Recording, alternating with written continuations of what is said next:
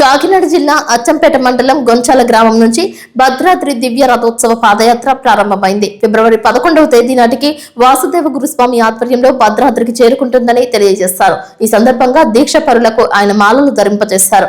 దారి పొడవునా రథోత్సవానికి విశేష స్పందన లభించింది.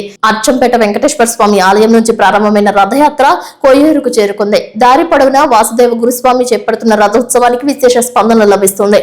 గత సంవత్సరం కంటే ఈ సంవత్సరం అధిక సంఖ్యలో భక్తులు రథోత్సవంలో పాల్గొనడంపై ఆయన సంతృప్తి వ్యక్తం చేశారు. శ్రీరాముడి ఆశీస్సులతోనే రథోత్సవం కన్నుల పండుగ నిర్వహిస్తున్నట్లు తెలియజేశారు. బయలుదేరుతున్నాను కారు మీద.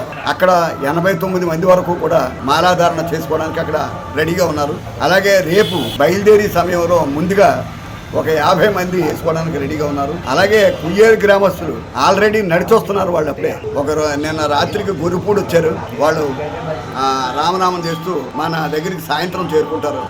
వీళ్ళందరూ కలిసి సుమారు 200 స్వామి వాళ్ళకి అనుగ్రహం ఉంటే 200 పైన ఎంతమంది ఉంటే అంతమంది కూడా ఈ భద్రాద్రి పాదయాత్ర యోగం వాళ్ళకి కలిగింది. ఆ శ్రీరామనామను పలికే యోగం కలిగింది.